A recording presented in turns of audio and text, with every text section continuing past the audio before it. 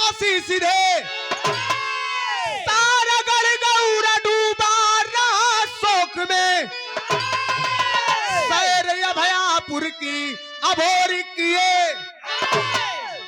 अरे देख नरक में लोरी को भर गए नयन यह सजा क्यों मिली है पिता को मेरे माता दुर्गा कही की सुनो हे ललन।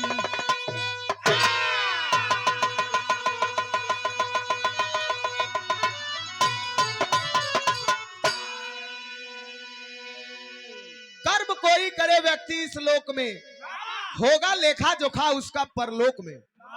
कर्म कुकर्म आप धरती पे जमन करबा ओकर लेखा जोखा ऊपर बरोबर लिखत रहला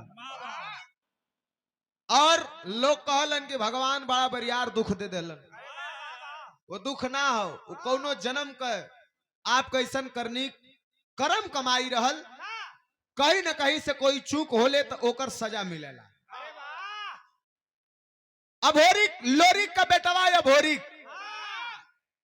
दादा सवरू और लोरिक इस धरती के छोड़ के गोलोक प्रस्थान कर गलन और लोरिक का बेटवा अभोरिक माई दुर्गा से कहलन कि माई हमार बाप बड़ा वीर रहलन एक बार माई ले चल के हमारे बाप का दर्शन करा दा कि उस स्वर्ग में हुआ कि नरक में हुआ एक बार देख ले।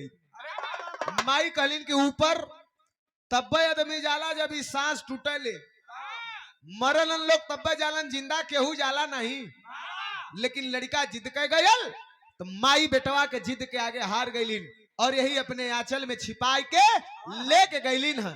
जब लेके गईलिन ऊपर तो सब लोग स्वर्ग में बा लेकिन लोरिक नरक में पड़ल रहलन। अभोरिक कलन की माई हमरे बाबू के इतनी बड़ी यार सजा काहे मिलल जिंदगी भर तू संगवा रहलू बड़का वीर रहलन लोरिक यदुवंशी घराना इनके नरक काहे मिलल है। तब दुर्गा माई बतौलिन कि बेटा तोहार बाप दुई गलती कैले रहलन। कवन गलती कैलन गीत कवन बोलो बना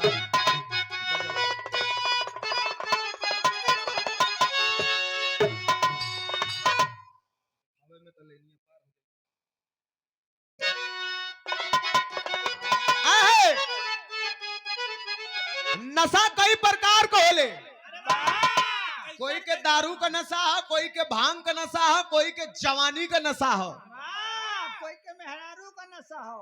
ले तू अपन काहे बताओ थुआ चचा हम अपन बताओ हाँ लोगन के बात कोई के पैसा का नशा है नशा कई प्रकार का है लेकिन देखा एक नशा में रहा वाला आदमी कहले रहल का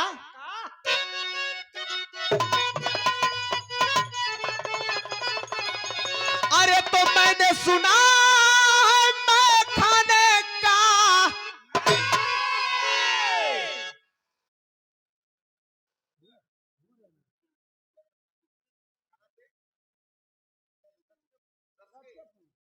रसकेपुर से आदरणीय आप भूवर यादव व्यापारी आप महोदय के कर कमलों द्वारा 201 रुपया बहुत बहुत प्रणाम है उपस्थित जनता के प्रणाम आशीर्वाद के इच्छा ता जिंदगी रहे। ये भैया कहता है क्या अभी हो ले लेवेदा नहीं जैसे ही तैसे ले तब ले मतलब खा लाया।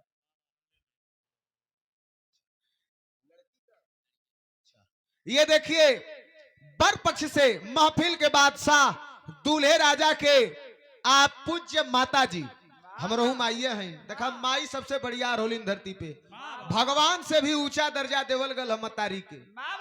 अब माई और मेहरारू में यह अंतर है माई जब देखी तो अपने बेटवा का पेट देखी कि हमार लड़का खैले है कि ना खैले है। अब मेहरारू कत्तो से इला कपड़ा निकाल के खूटी पे टंगवा दौड़ी खलिता में हाथ डाली जवन पाई तवन एटीएम में एक बार नहु के एटीएम में अपन खाता खुलवा ले ना खाता मत खुलवा तो भजाला रुपया। ये दुल्हन की माता जी की ओर से आशीर्वाद हो माई के बहुत बहुत प्रणाम हो और परिवार के हर सदस्य का प्रणाम हो सब माता बहन चाची लोगन बहन सबके पलक की बात कवन गीत हो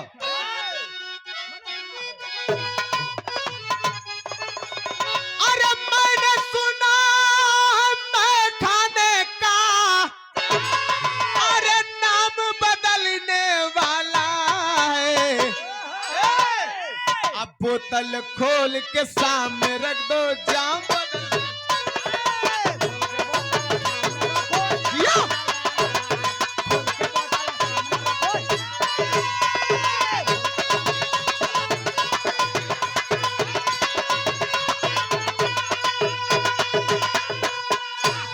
ये देखा बर पक्ष से दूल्हे राजा के पिताजी आदरणीय आप संजय यादव हमारे बड़े भैया के कर कमलों द्वारा ये लड़का पक्ष खाली आवत है, लड़की पक्ष ना सुनो तुम लोग का सेवा में यस उन लोगन के नीक न लगत है। बहुत बहुत पलगी है, बर पक्ष कन्या पक्ष दोनों पक्ष के पलगी है भैया। जे पैसा देत हो वहू के, जे ना देत हो वहू के। केहू जाने मने मने गरिया लोगन मौत दिखाई भैया का दोहरावे का फरमाइश है। अब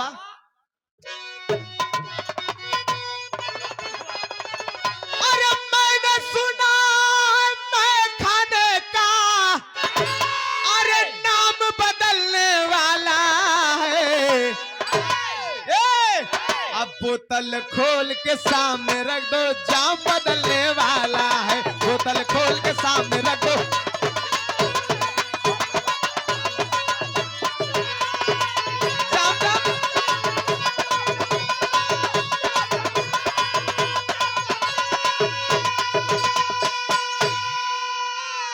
शेर हुआ लोगन मिला लेकिन भाव हो कैसे दुर्गा माई बतावत है कि तू ही काम तो हर बाप चूक गलन कौने काम से। अरे तो होता भला न उसका जो, अरे होता भला न उसका जो अरे नारी पर हाथ उठाता है। अब बेटी बहन क्वारी रह जाए तो घोर नरक हो जाता है। बेटी बहन क्वारी रह जाए तो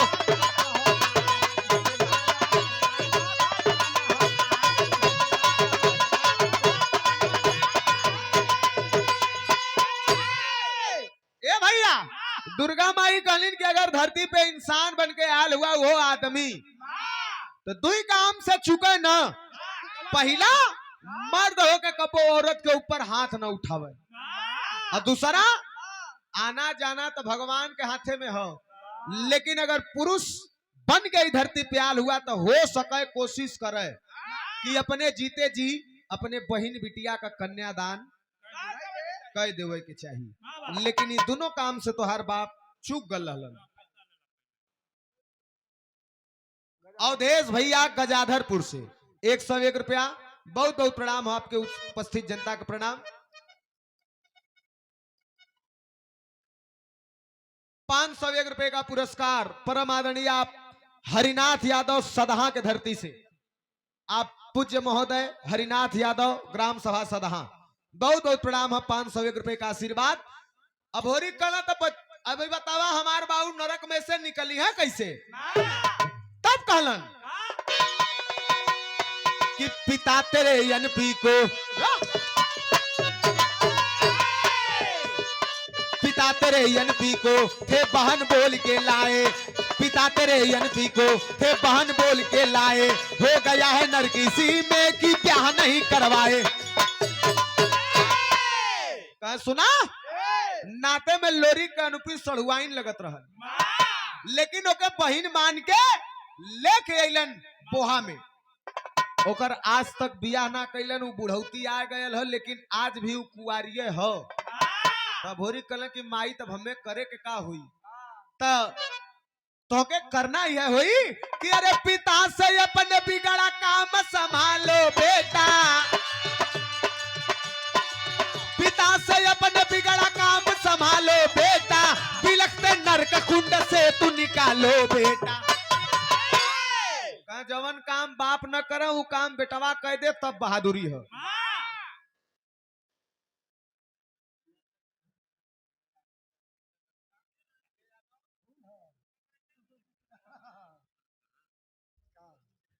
आदरणीय दूल्हे राजा के पिताजी न भैया चचा के पिताजी चाचा दूल्हे राजा के चाचा जी हमारे बड़े भैया विजय यादव, आपके परम मित्र आदरणीय आप हमारे केतन यादव भैया, कहां से कान्हापुर से 1001 रुपए का पुरस्कार है। देखा मित्रता हो तो ऐसा भाई सन हो गए। दुआरे का सम्मान भी बढ़ौलन, गवैया के भी दे देलन, वाह हमरहू चेहरा पे चेहरा का लाली रख लेलन। हाँ पुनः भगवान करे खूब आगे बढ़ा लोगन, वाह नौ दाम्पत्य जीवन खुशहाल जीवन बितावा। देखा लड़का लड़की का जब छेका छेकी हो जाला और जब तिलक बर अच्छा होला तो ई समझ ला कि ईटा जैसे ने पड़ला घर बने के पहले, ई समझ ला ने पड़ गए पूरा। जब शादी जब सिंदूरदान हो जाला तो समझ ला वो पूरा घर बन गए, तैयार हो गए। जल्ला ना। ए भैया कह सुना, जवन काम बाप ना कहला वो काम बेटवा कह दे तब बहादुरी है। कहे कैसे होई, कहे जाए के अनुपी का बियाह कराए दा तो हर बाप नरक से निकल जाइए।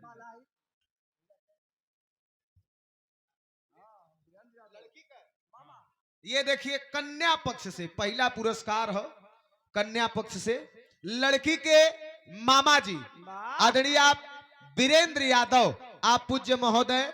मामा में देखा 2 ठे माँ हो, जो पैदा कैले है ओकरे में 1 माई हो, लेकिन मामा में डबल माँ हो, 2 माँ का प्यार मिलेला मामा से। हाँ तो ऐसे दूठे दे ले हूँ। हाँ 1001 रुपए का पुरस्कार वीरेंद्र यादव हमारे पूज्य महोदय, कन्या पक्ष से दुल्हन के मामा जी। बहुत बहुत प्रणाम हो, उपस्थित जनता को प्रणाम, वर पक्ष वधु पक्ष दोनों पक्ष को प्रणाम है। ए भैया अभोरी कहना कि माई बियाहवा तो कराए दे, लेकिन उनकर बुढ़ौती आगल है के बियाह करी। कहे हम बतावत ही आज भी तोहरे अनुपी का बियाह जैसे लगल है, जैसे लिखल है, उनकर दुल्हा आज भी हुआ, कहाँ हुआ तरज लग गई।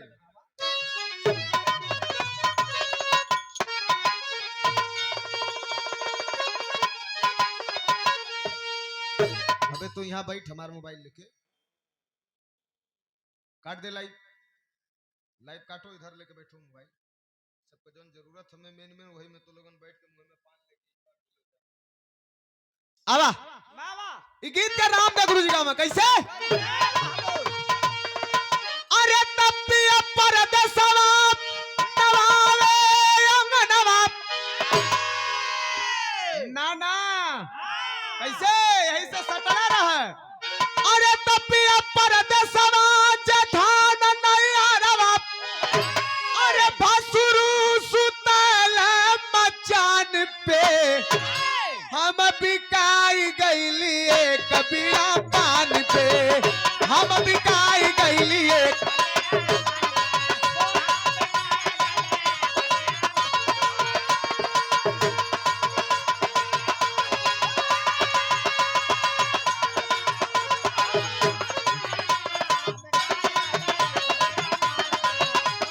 खाली धुन का वीडियो बनाया। ऐसे बड़का बाबू हेलो बोला तेमन ते हई कोरस का हई आवाज बढ़ावा भैया, तू खींचत हुआ तो और ऐसे न हो जात हुआ तब का सट के बोल ही वाला है। हई कोरस का हई वाला बढ़ावा हर वाला। औजा है भैया, मैं को औजा का आदरणीय आप छोटा संजय भाऊपुर, आप हमारे पूज्य महोदय के कर कमलों द्वारा 501 रुपए का आशीर्वाद। बहुत बहुत प्रणाम हो आपके उपस्थित जनता का प्रणाम, आशीर्वाद के इच्छाता जिंदगी रहे। बोला हो अब सही है, ऐसे सट के बोला जब मन सटबा तो तुहार आवाज ये लोग सुनी है तब न धरी है। दुर्गा माई बतौलिन का अरे तो दुर्गा कहे जा, अरे तिलक चढ़ावा, अरे माना बात पछवा हमार हो, सिंगल दीप बाट मौसा तोहार हो, सिंगल दीप बाट।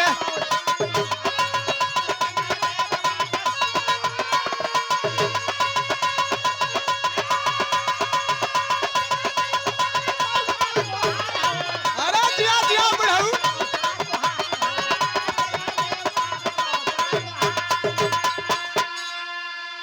दुर्गा माई कली जाए के तिलक चढ़ाए के बियाह करा अपने मौसी अनुपी के।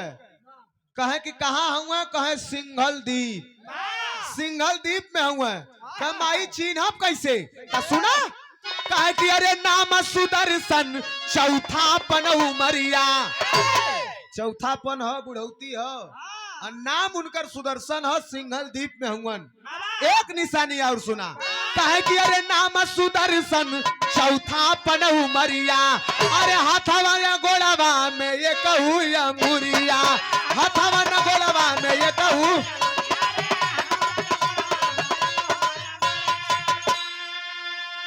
अरे तभोरी चंद्राई दवाई तो मिल के, अरे आपस में कैला विचारो, सिंघल द्वीप बाटे मौसा तुम्हारो।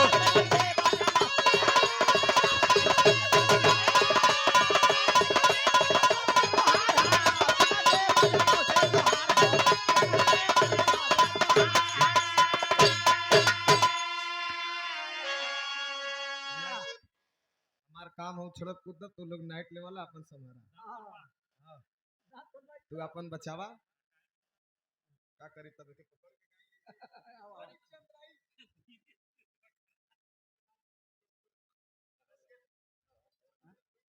परम आदरणीय आप राज बहादुर यादव रसकेपुर, आप ये पूज्य महोदय महानुभाव सम्मानित आप राज बहादुर यादव रसकेपुर के ऐतिहासिक धरती से 1100 रुपए का पुरस्कार, 1100 आपके कर कमलों द्वारा बहुत बहुत पलगी है। आपके उपस्थित जनता का प्रणाम।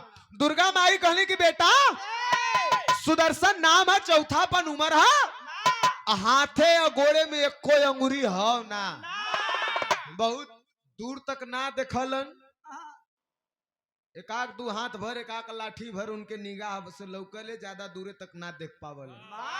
दुर्गा माई का बात सुन के भोरी चंदाई देवाई तीनों भाई आपस में विचार करके निकल पड़लन, और जब निकललन तब तर्ज लग गई।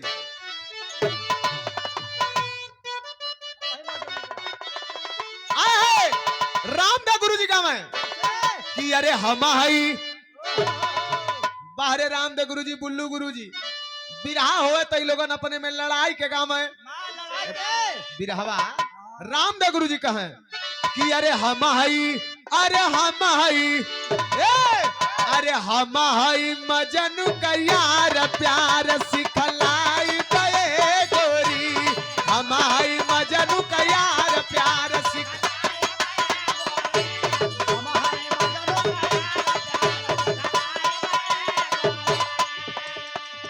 यही के बदल के बुल्लू गुरु कहे कि अरे राम, अरे सांवरी, अरे जोगियो,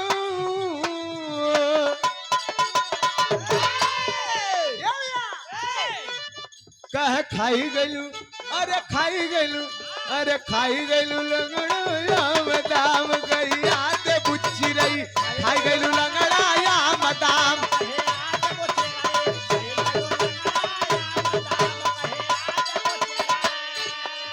अरे ये गोरिया तोरी बुढ़ौती, ए गोरिया तोरी बुढ़ौती, सुखी गैला सुखी गैला सुखी गैला, अरे सुखी गैला गला गैया दे उच्ची रही, सुख गैला गला कच्चा मदाम।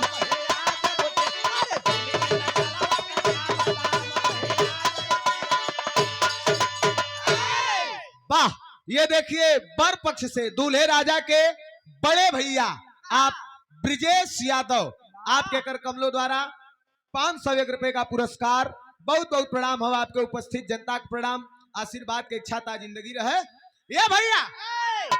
लेकिन देखा जब चलल हुआ तो कैसे, अरे तिलक, अरे तिलक चढ़ावा रणधीर वीर, सिंघल दीप चलल तिलक चढ़ावा रणधीर वीर।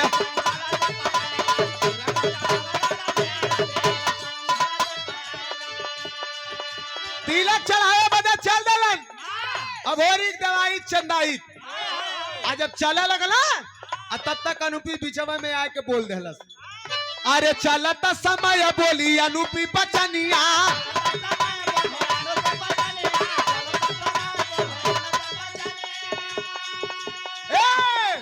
अरे आगे जाके 3 राह मिली जौने दुनिया, आगे जाके 3 राह मिली जौने।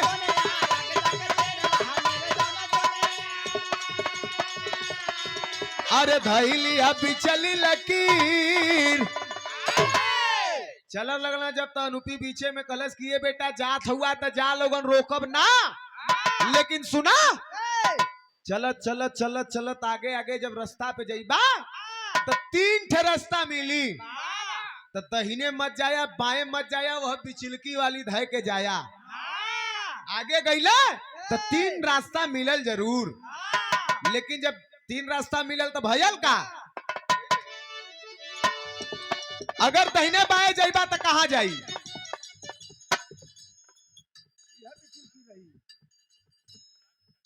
ये देखा पूज्य माता जी दूल्हे राजा के चाची की ओर से माई की ओर से दूल्हा का चाची हमरे विजय भैया का पत्नी ना सही बोल थी ना हमरे आपके ओर से बहुत बहुत प्रणाम हो बहन लोगन के भी प्रणाम हो चाची के भी प्रणाम हो माई के भी प्रणाम हो दादी के भी प्रणाम रामजीत यादव गजाधरपुर काका की ओर से 101 रुपया बहुत बहुत पलगी है कहे अगर तहने बाय जाइहा तो कहाँ जाइहा अरे एक जाई मोरन एक बीजगढ़ पे सड़ा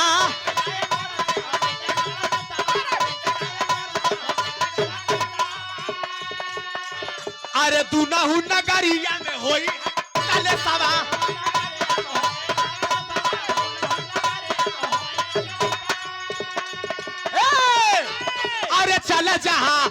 चल जहाँ जदुआ का तीर तीर सिंघल दीप चल जहाँ जदुआ का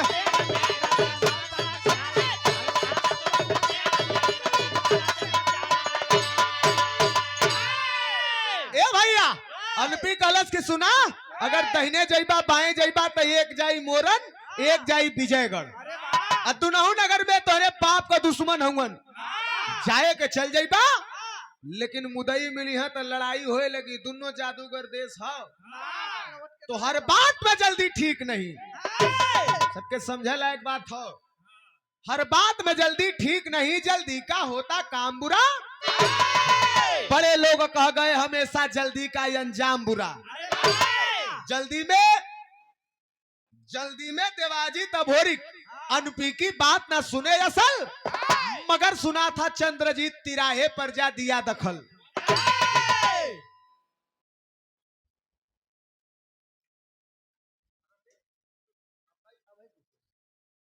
अभयपुर से आदरणीय आप लक्ष्मी शंकर यादव आप पूज्य महोदय के कर कमलों द्वारा 201 रुपए का आशीर्वाद बहुत बहुत प्रणाम हो कहे कि सुनो जल्दी का काम बड़ा गड़बड़ होला जल्दी में देवाजी तभोरी अनुपी का बात ना सुनना हाली हाली लोगन बढ़ गई ना जब तिराहे पे पहुंचल तो धय लेना लोगन दूसर डहर 10 कदम 4 कदम आगे बढ़ना तब देवाजीत कहले कि भैया मौसी कहले रहल कि बिचलकी पे जाए के है हमन गलत राह पे जात है तो जब बात सुनना तो भोरी कहले कि अरे यार वीर का कदम है 4 कदम आगे बढ़ गई जा हो हीर 4 कदम बढ़ गई तो चल कतो जइबे न करी चल जवन होई तवन देखल जाई चलना तो चंद्रजीत की चली नहीं वह राह विजयगढ़ की पकड़े अब पोखरे में मुंह धोवन लगे आके सिपाही तब जकड़े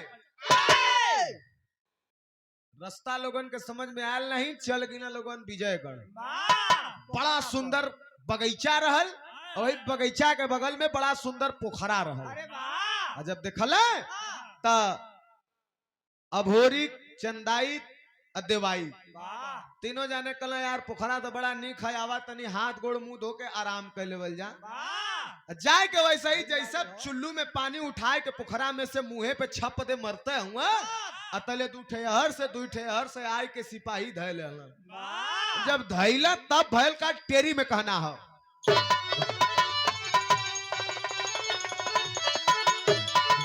अरे तो पघेला गौरवाल केसरी अरे पघेला गौरवाल केसरी ठोका ताल जंग में जदुबंसी का लाला ठोका ताल जंग में यदुवंशी का लाला बघेला गौरा वाला केसरी तब तक से बोरी झटक दिए और कर में लिए तेगा तानी चारों बोले जान न मारो भरेंगे राउर घर पानी। तीनों जाने का जब गट्टा धैला लोगन झटकारना जोर से कला हट साला गट्टा कैसे धैलेलस निकाल के तलवार कला कि काट नहीं टुकड़े टुकड़े अरे का गट्टा धरबे अभी देख के चारों लगल हिल्ला कल ए भैया हम ना जानत रही है हमन के माफ करता भैया जवन कहबा तवन करे के ई विजयगढ़ का राजा का पोखरा है मन नहाना धोना हाथ मुंह धोना पानी पीना सब वर्जित है मतलब पानी पे रोक लगावत हो कैसन राजा हुआ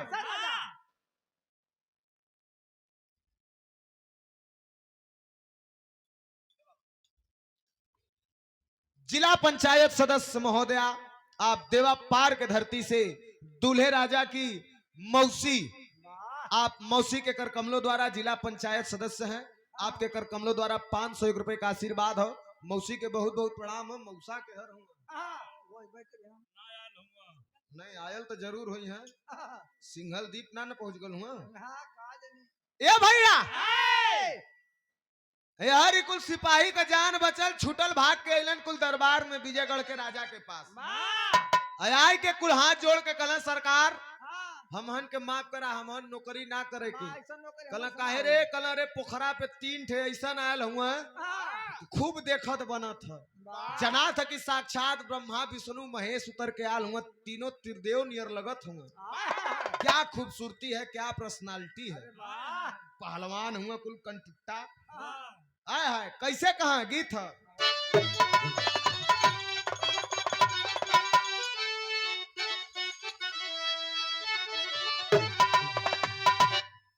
एक बम्बई के एक तबावे गौले रहे कैसे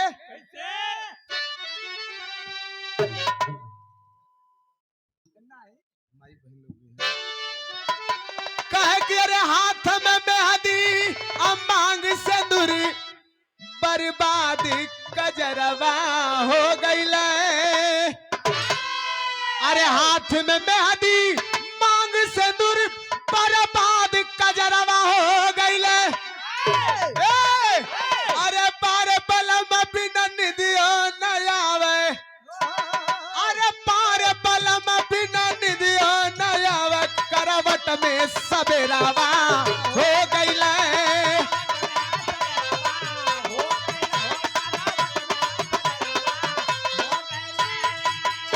अरे तब देखली न ऐसन जुझार जीवन में अरे देखली न ऐसन जुझार जीवन में हथवा में कटरिया सोहत बा हथवा में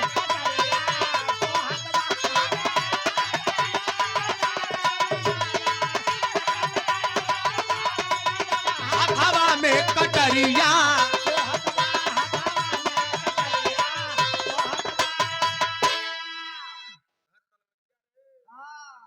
कहा कि सरकार हम हन तना जाए के जल्ला ना जब इतना बात सुनला तो राजा कलक कौने का मौत नियर आयल की चल आयल ले कैसन हो तब गीत लग गल भैया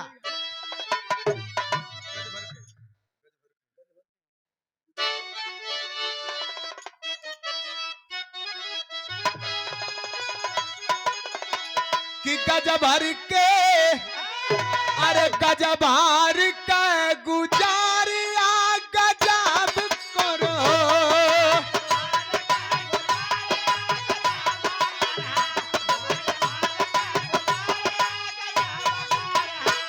तक कवन पीरवा राजा कहला कि कवन पीरवा नगारिया में आई गइल हो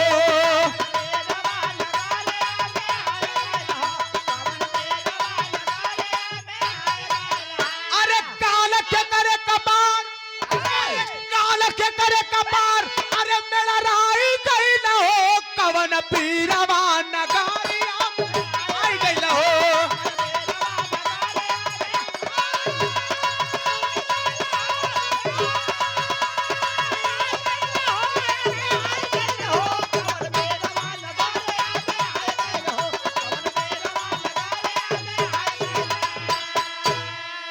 ए भैया राजा कहले कि कौने का मौत नियर आयल है कौने के कपारे काल में रड़ायल कि हमारे पोखरा पे आ गयल है चलता। तब तक वही राजा के दरबार में फूलगेन नाम का एक माली रहलन। झटका पटका में अखाड़े पे उनहु के कान उन टूट गल है।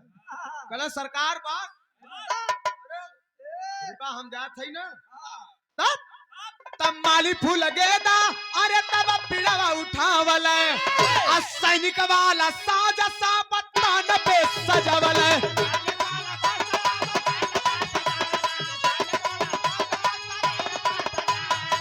अरे त घूमत पहिले पोखरवा अरे घूमत पहिले पोखरवा अरे नियर आई गइल हो कवन पीड़ावा नगरी आई गइल हो।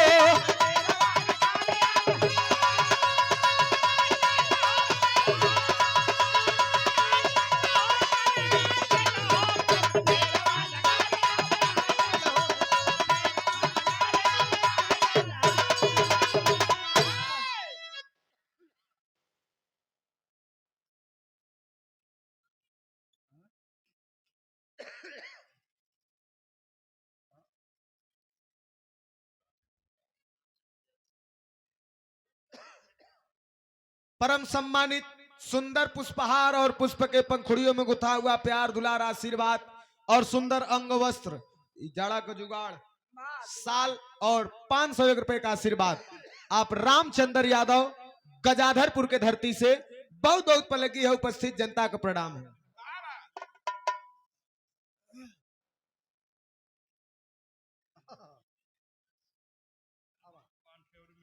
जैसे पानी की व्यवस्था भिजवा दी है। पानी पानी पानी भिजवा दी है मंचवा पे।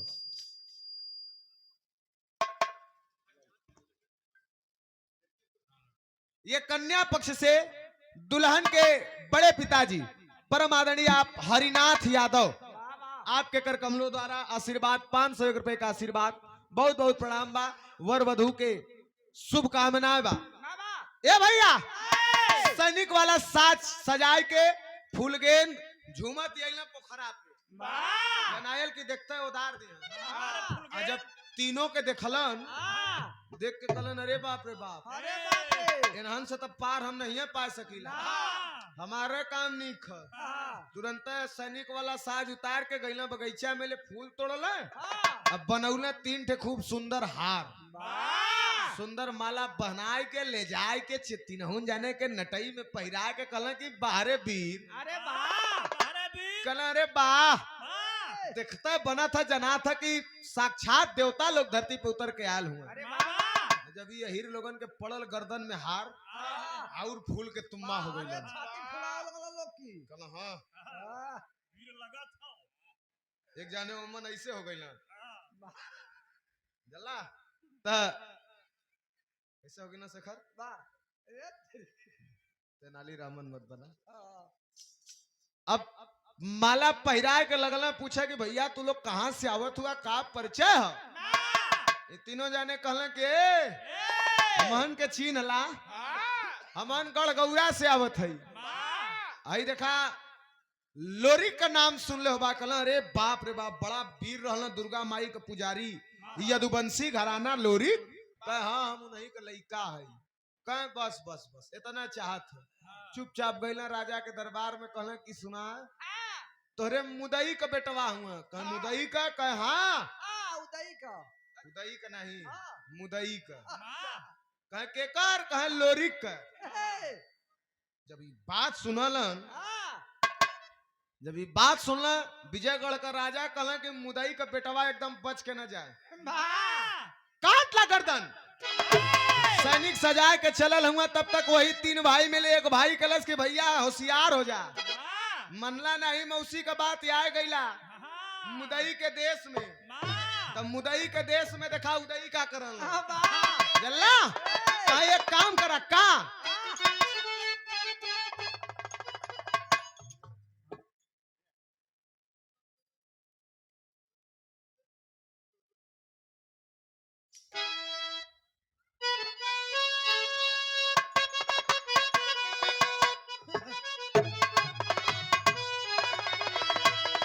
अब होरी के देखला त कला तनी से सजग हो जा तैयार हो जा लोगन। लिया के ऐजा धै दा धीरे धीरे ये लोग पानी पी लिहन ताकि हमरे बिरहा का धार भी न बिगड़ी। सलमान खान में पिक्चर उच्चर में काम करत ला ना, कॉमेडी वीडियो बनावला तो के कहीं देखले ही हम। आवा ना ना ना पहले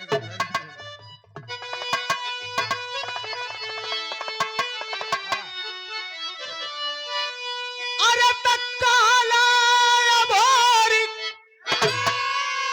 अरे काला भोरी कुए, अरे तेगा चमकावेला डरावेला सारा झिंगुरी मम्मा वाला देखायावेला सारा झिंगुरी मम्मा वाला।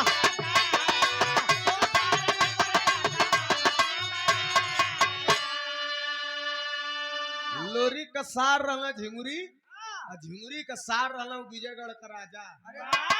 कला हऊ देखा झिंगुरी मम्मा का सार आवत हूँ हमरे बाबू का सरसरवा तेगा चमकावत हुआ होशियार हो जा। तीनों भाई तेगा निकाल के तैनात हो गइलन तब अरे तब भिड़ल जवानवा हो रण मैदानवा, अरे छक्का छूटाल भागल विजयगढ़ का सेनावा छक्का छूटाल भागल।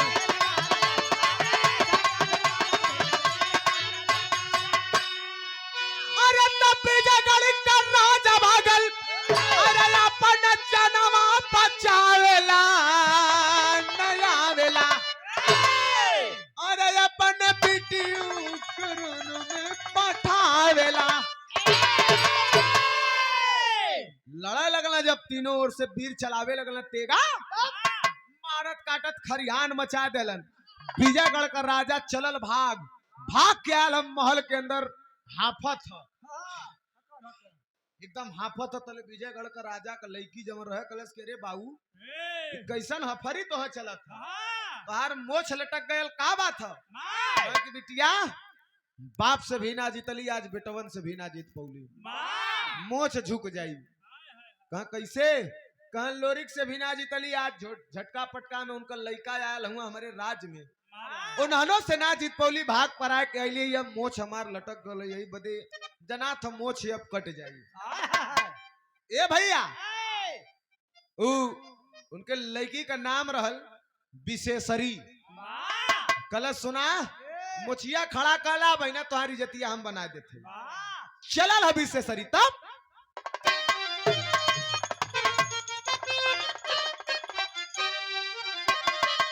कि दई के अखिया में हम कजरा मारब सबकी ओरिया नजरा कोई का करी है तो अब ही नाजुक बाय उमरिया बबुआ जई है कवनी ओरिया जादू जार पड़ी है अब ही।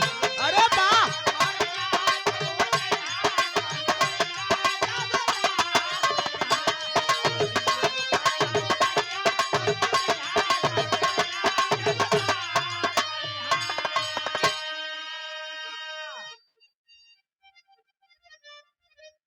501 रुपए का पुरस्कार ये कन्या पक्ष से दुल्हन के नाना जी आप उमा शंकर यादव रमईपुर नेवादा कन्या पक्ष से दुल्हन के नाना नन्ना के पलगी हो उपस्थित जनता के प्रणाम हो वर वधु के लिए शुभकामनाएं हो।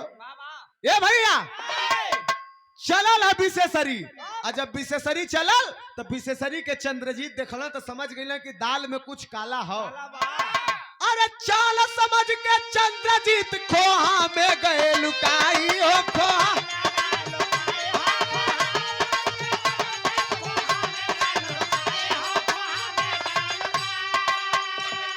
अरे देवाजीत या भोरी को वह भेड़ा दिया बनाई हो वह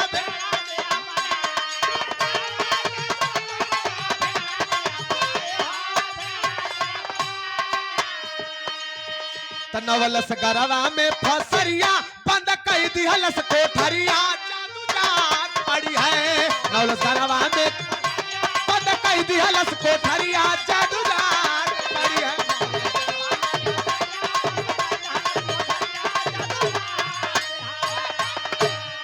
चंद्र चंद्रजीत समझ गई ना कि बड़ा तेज आवत था, कुछ दाल में करिया है जरूर।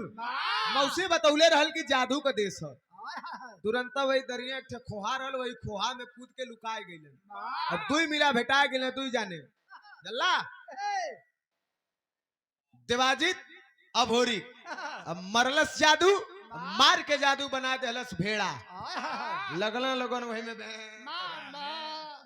जल्ला बना के डाल के गरे में फसरी लिया के बंद कर दिलस कोठरी के अंदर, और जाए के अपने बाऊ से कलस कि बाऊ मोस्ट टाइट कला। दुई मिलन के भेड़ा बना देले है, एक मिला फरार है, पता नहीं चलत है, लेकिन घबरा मत, वो जल्दी पकड़ाए जाई। जल्ला वहू पकड़ाई, और तब भयल का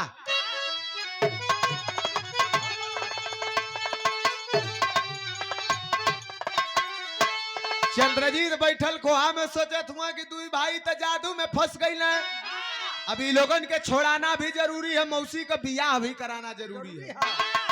याद पड़ल हरदी के बाजार में जमुनी मतारी है, भागल भागल जमुनी के यहाँ गईलन कि बड़ा तेज इनकर जादू चलत रहे। जाए के जमुनी के आगे गोड़ धैलन, और गोड़ जब धैलन तो जमुनी से कहलन का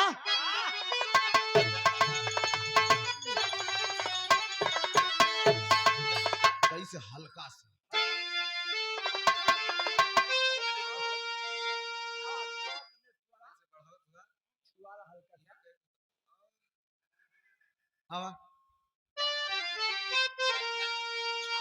अरे तो चंद्रजीत, अरे चंद्रजीत जमुनी से कहा सुनाई माई पिरवन के, अरे तो जादू में पड़ गई याद बिरनाई माई पिरवन के।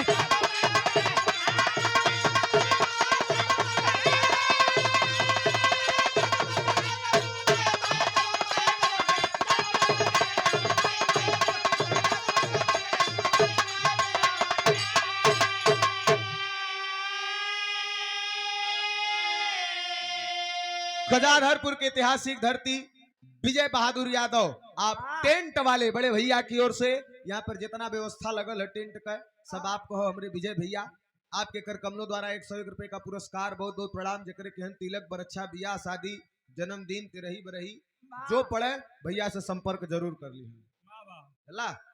ये भैया जमुनी से जाए के कहलन कि माई जादू में हमान का बिरताई अब फंस गई। तब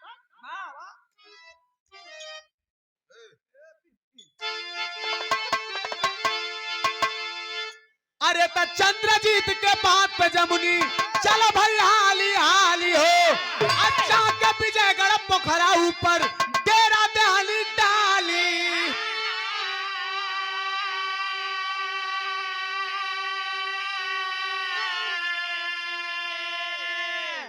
जमुनी कलश की कौन हरे कौन हमारे लड़का के भेड़ा बनौलस, चल तनी देखब।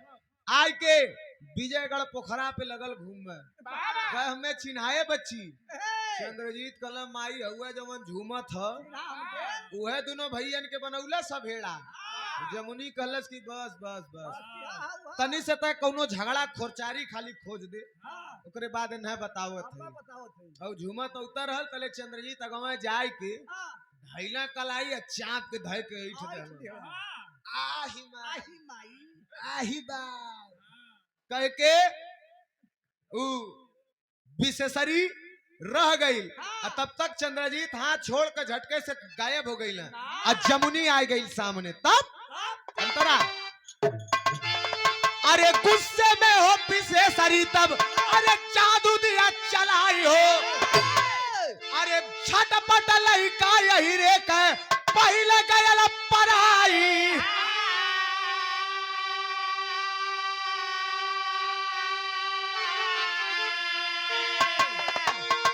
रोक के जादू, अरे रोक के जादू ध्यान बतोराई माई पिरवन के, जब अरे विशेषरी का डबले जाए कलाई माई पिरवन के।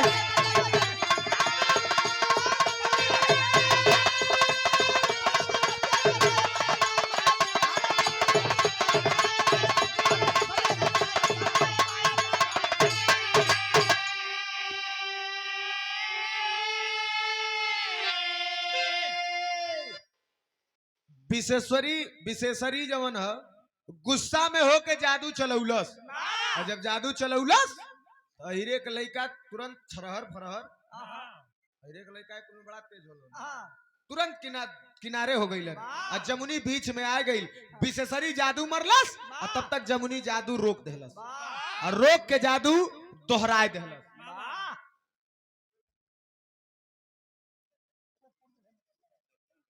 हमारे विजय यादव भैया के परम मित्र हमारे लक्ष्मी यादव व्यापारी महोदय, 51 रुपए का आशीर्वाद, बहुत बहुत प्रणाम हो।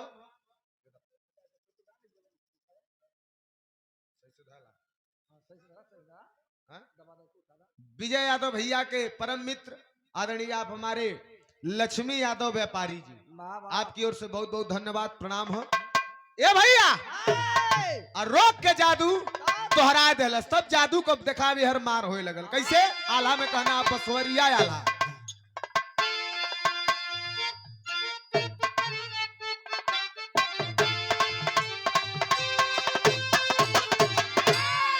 अरे तब जादू का जाल बिछवली, अरे दूनो करबार परवार, अरे ये कमर मारा ये कमर रोके, अरे जमुनी का जादू पर यार, अरे कदही बनावल सपी से सरी के, अरे पीछे सरी हो गई लाचार, अरे देवाजी तया भोरी का छूट गए, अरे जमुनी देखा नजर पसार,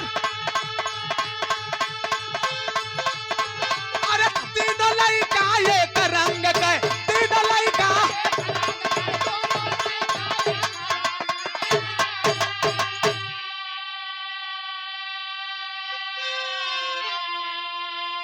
लगल जादू चले लगल, जमुनी का जादू तेज पड़ल, मार के जादू बना देलस न गदही।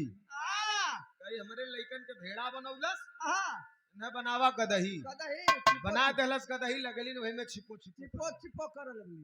विशेषरी लाचार हो गई और अपने दोनों लड़का देवाजीत के और अभोरिक के भेड़ा से मर्द बना के छोड़ा लेलस, छोड़ाई के कलश किए बेटा। तीनों लोग जब खड़ा भइलन तो जमुनी देखलस तो कलश की आय हाय हाय हाय, तीनों हमार लड़का त्रिदेव नियर लगत हुन बाहरे अभोरी, जना तक साक्षात लोरिक खड़ा हुए, आंख में आंस से आए गए। तीनों लड़का माई के गोड़ धइलन, ओकरे बाद जमुनी कहलस का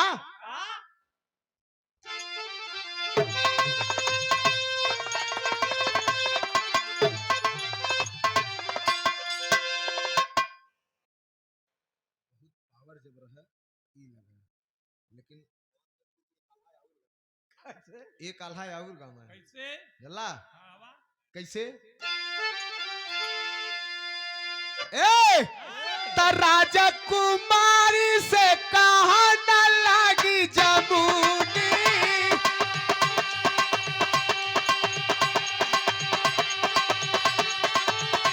अरे हम तो जात हई बाहर दिख बाजार,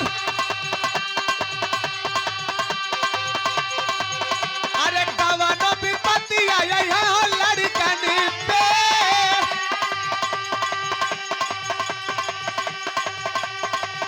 अरे संगवा रही थे तो ही करी है गुहार,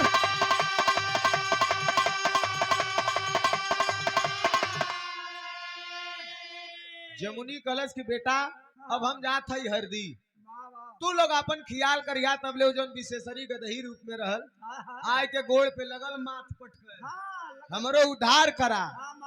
जमुनी कलश की उद्धार होई तो के मेहरारू तब्बे बनाई जब हमरे लड़कन के संगे संगे त जैबी सिंघल दीप, जहां कोनो आफत विपत आई ओके ओजबी से रक्षा करबी, स्वीकार कैलस, तब ओके औरत बनौलस और ओकरे बाद हरदी की ओर निकलल ह।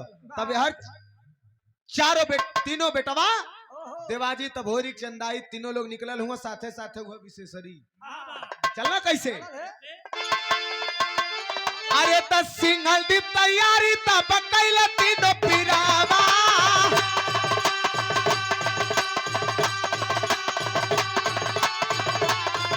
अरे भूल गईला रैया गईला मोरन के मझार अरे राजा मोरनिया से न सजवाया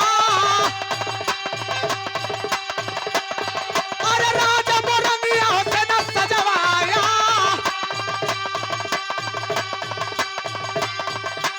अरे घेरी के नगरिया में उगल मार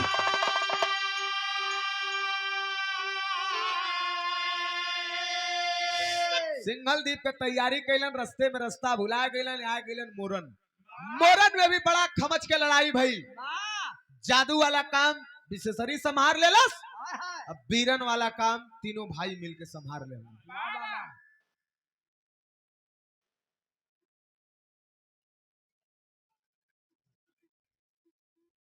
ये कन्या पक्ष से दुल्हन के पूज्य पिताजी आप महेंद्र प्रताप यादव आपके कर कमलों द्वारा 1001 रुपए का पुरस्कार दिखाए आज के दिन दुल्हा के मर्यादा पुरुषोत्तम श्री रामचंद्र जी के भूमिका में देखल जाला और दुल्हन के माता सीता जी के और ठीक उसी प्रकार दुल्हा के पिताजी के चक्रवर्ती नरेश राजा दशरथ और दुल्हन के पिताजी के राजा जनक जी के भूमिका देवल जाला जहां पे बारात आइल है मतलब जहां पे बारात निकली जो लड़का का देश है ओके अयोध्या जहां लड़की का गांव हो ओके जनकपुर मानल जाला बहुत बहुत प्रणाम हो पूज्य पिताजी के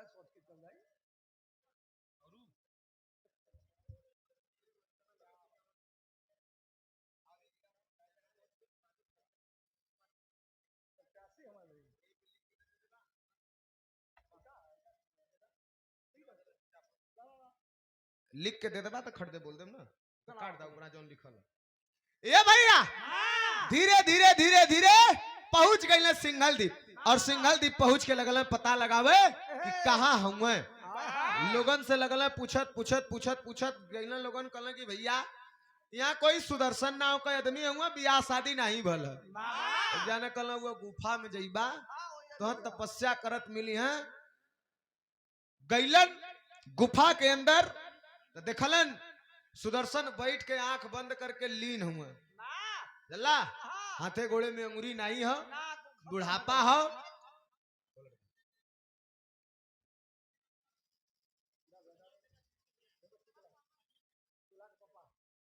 ये देखा सम्मान बहुत ही शानदार सम्मान और समाज के धरोहर समाज के श्रृंगार पर पक्ष से दूल्हे राजा के पिताजी मतलब राजा दशरथ का भूमिका में जो हुए दूल्हे राजा के पिताजी आप संजय यादव आपके कर कमलों द्वारा 1200 रुपए का पुरस्कार 1201 रुपए का पुरस्कार मतलब 1200 रुपया बहुत बहुत प्रणाम धमादा जैसे का दिक्कत बहुत बहुत पलगी है आपके उपस्थित जनता का प्रणाम हो आशीर्वाद के इच्छा था जिंदगी रहे भैया तो अब झटके में आवा वही से थमा दिल होता था झूठा यार पूरा जूता निकाल खब हमार बिरहा अंतिम चलो तभी कंफ्यूज हूँ ऐसे से कागज धरा दिल होता अच्छा कहना हाँ आजा भैया चाहते हो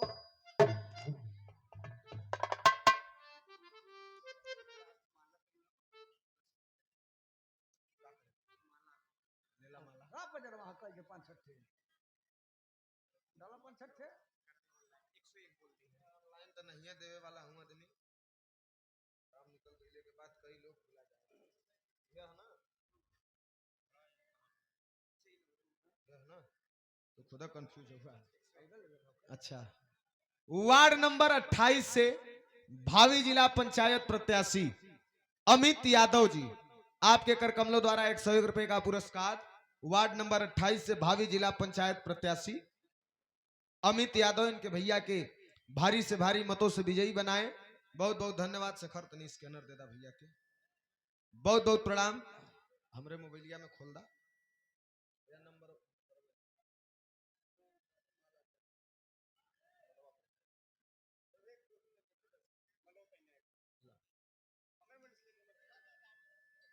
ले ले दरिया बैठल वाला बोलो चुका लब देने लाल तो झटाझट काम होए भैया। हां जरा झट मारा अंतिम बिहार में नाम कौन खड़ा बिहार गरमाई रहे।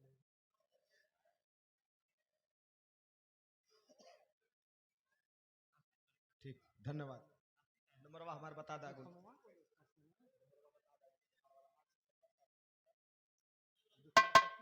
हाँ भैया। अब ए भैया दिखाई दुकानदारी है, ये दुकानदारी है हमन का। गैला गुफा में जाए के अभोरी कहले कि कहो ये आंख मून के तपस्या करबा कि बियाहो करबा। जल्ला बियाहो करबा कि खाली रड़ुआ रहबा।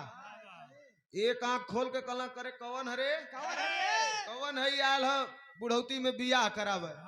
अभोरी कहला चीन हला कहला करबा कि नहीं तले चिड़चिड़ा देखा बुढ़ावा अक्सर चिड़चिड़ा होला उठ के चाय के तब अपन करत गइला शेखर के बाबू नहीं है। अच्छा गा लेथी बस 1 सेकंड हो बीत ज्यादा।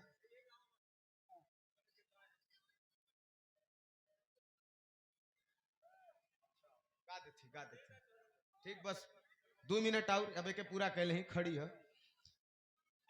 ए भैया किचकिचाए के उठ के गइला लड़े अतले अभोरी धइला अब तान के पटक देला पटक के कहले कि बोला बियाह करबा कि नहीं कहले ए बाबू बियाहवा त कहले बाकी सुन के बात के बियाह करी के बियाह करी का हमार मौसी आज ले तोहरे बदे कुआर है तू बियाह करबा तब हमरे बाऊ नरक से निकली है। तब कहलन का सुदर्शन खड़ा में कहना है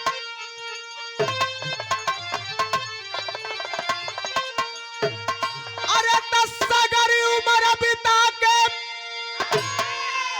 अरे सगरी उम्र बिता के अरे का लगई बाप पगाप तब मौसी भइनी तोरा पुरानिया हम पुरान दूल्हा।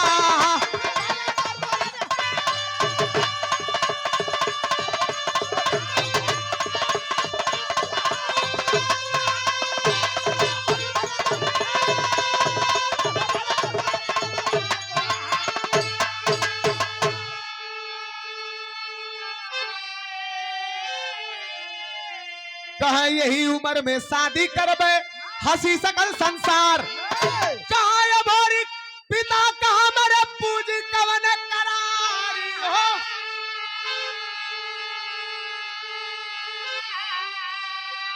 लिखल बा शादी लिखनिया हम पुरून दुल्हा।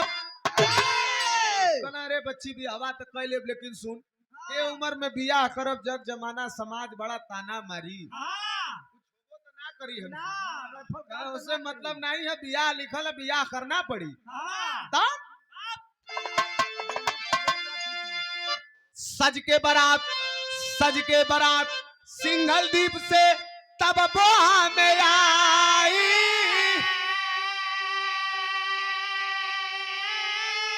अरे अनुपी के संग सुदर्शन के शादी दिए रचाई तब पूजे अरे दुर्गा का चरनिया हम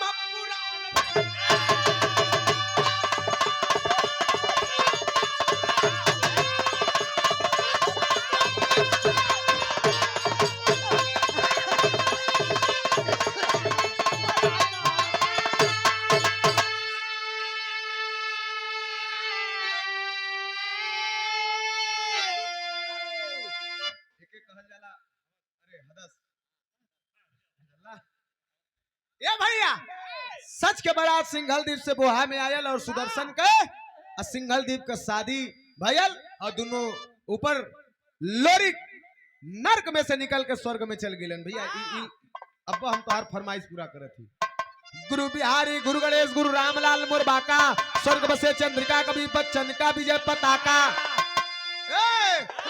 बघेला गौरा वाला केसरी, बघेला गौरा वाला केसरी, रामदेव कवि रामा के साथी डमरू वाला, बघेला गौरा वाला।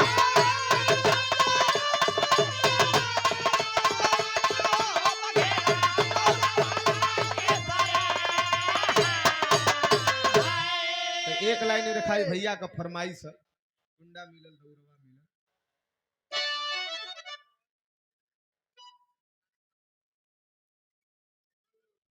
अब एक एक गावत है तो एकदम फिर दे के तब जाया घरे।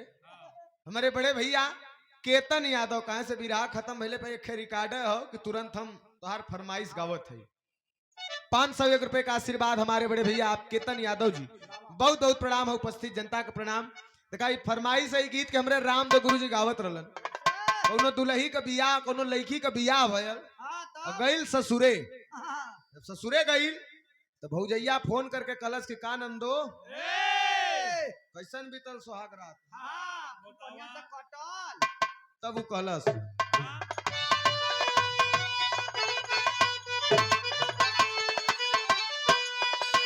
अरे तक कुंडा मिलल दौरवा मिलल, अरे कुंडा मिलल दौरवा मिलल, अरे सुहागवा मिलल रे बूजी। अरतिया से जरिया पे निदियो नयावा मोगो मिलल बाबूजी।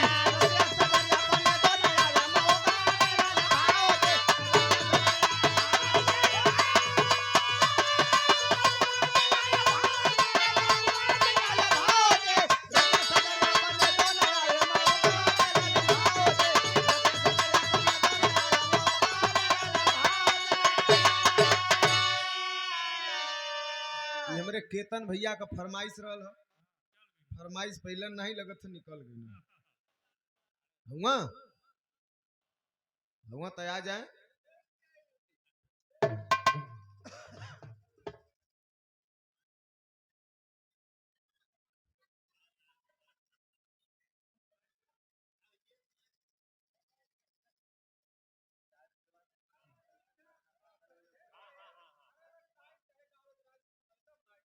हल्का रहल है, अब अभी एकदम और टाइट में हो जाए। हाँ हल्का मतलब भैया लास्ट में गा दे वही। देखा समाज में हर तरह का लोग होलन, कोई के बुरा न लगे। और बढ़िया में और बढ़िया से बना के ना मास्टर, कैसे बजावत हुआ मालिक, बढ़िया बजावा नहीं मालिक, ठीक है सही है, बढ़ा के बजावा एकदम।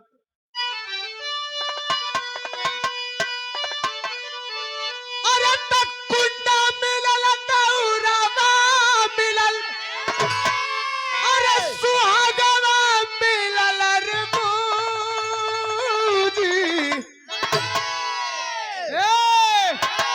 रतिया से जरिया पे निदियो मोगो मिलल भाऊजी, रतिया से जरिया।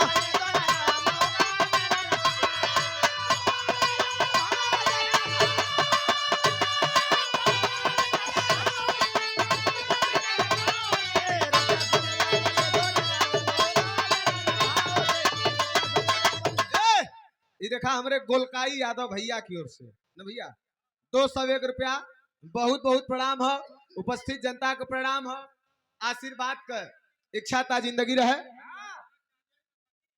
सब। आप विजय भैया का, आप विजय भैया का मित्र लोग होंगे। अरे वाह क्या बात है, जब आप लोगों ने आ गईला तो दिखाई एक लाइन और। अरे तब अरे रोज अच्छा कैली प्यार के, अरे रोज छौकैली प्यार के, पच फोरन से रे भाऊजी,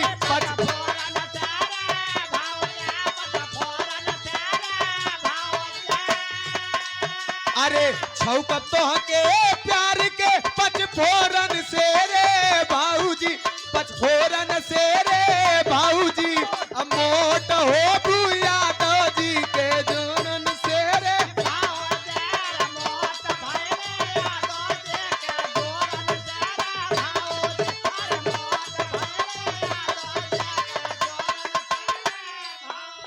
ये हमारे केतन भैया आपकी ओर से आशीर्वाद 101 रुपया बहुत बहुत प्रणाम हो।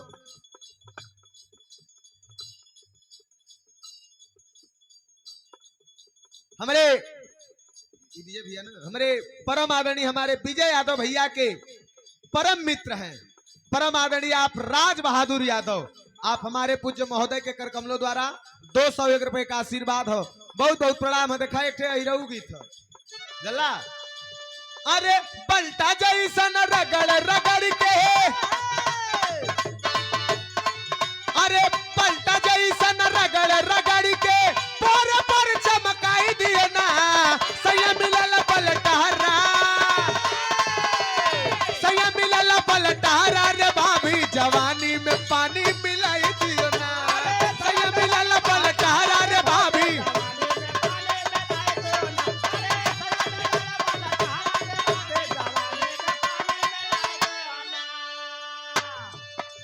अरे कुछ दिन के बाद जमाना ये तो आगे बढ़ जाई, लइका यापन जान बचई है, लइका यापन जान बचई है, लइकी पटक के चढ़ जाई, लइका यापन जान बचई है।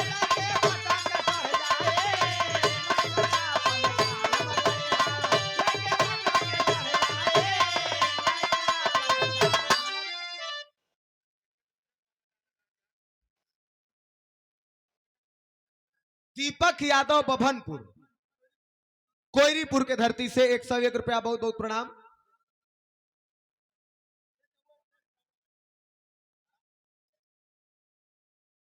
अच्छा हो जाए।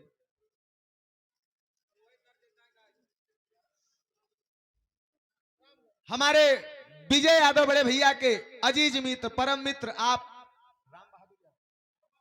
अमर बहादुर यादव रामगंज के धरती से 501 रुपया बहुत बहुत प्रणाम। देखा बड़ा नीक याद दियोला, बियाहे शादी में जौन है बड़ा गीत गवाला, ऐसे केहू केहू के गरियाए देही तुरंत गोजी चल जाई, लेकिन तिलक में बियाहे में माई बहन गरियावे लीन तो 2 पूड़ी बेसी खवा जाली, पैसा रुपया इनाम भी दियाला। अच्छा तो देखा जब बारात सच के चले ले तो ओ समय माई गावेलीन, जला माई परछन करे चली है तो कही है कि अरे के करी बसिया गा,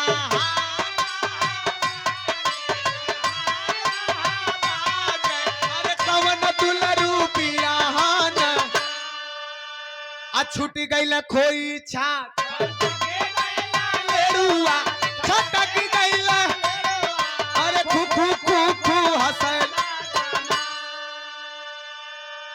भौजाई यही है तो गई है कि ससुररिया जइहा दुल्हा धीरे धीरे,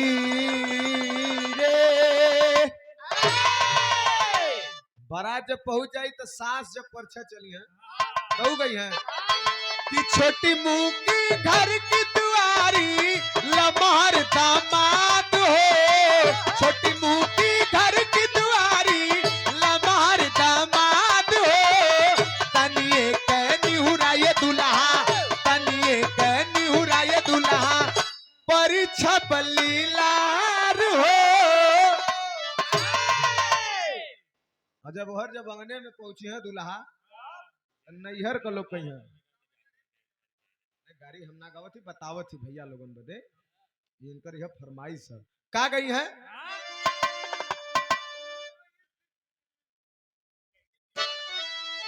यह गाले थी तब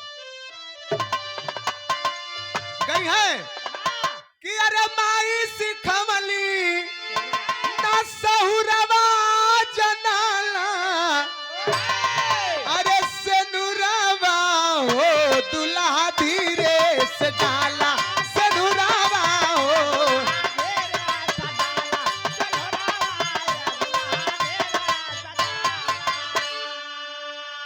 अब हम चाहत है भैया मन कब्बे का लगल है कवन समाजवादी कोई हस्ताक्षेप बाद में गा दे, समाज में सबके देखे के है। बहुत बहुत धन्यवाद। हम सोचते मन चाय भी पी लो या खा लो ऐसे सोचता भी लेवल जा तो आप लोगन से ये समझ ला ब्रेक आगल प्रचार आगल है टीवी में भैया। तो क्षमा चाहब, थोड़ा कष्ट के लिए खेद है। नाश्ता पानी चाय पानी कैले के बाद फिर एक बिरहा आप लोगन के सुनाई, वह अंतिम रही। बहुत बहुत प्रणाम।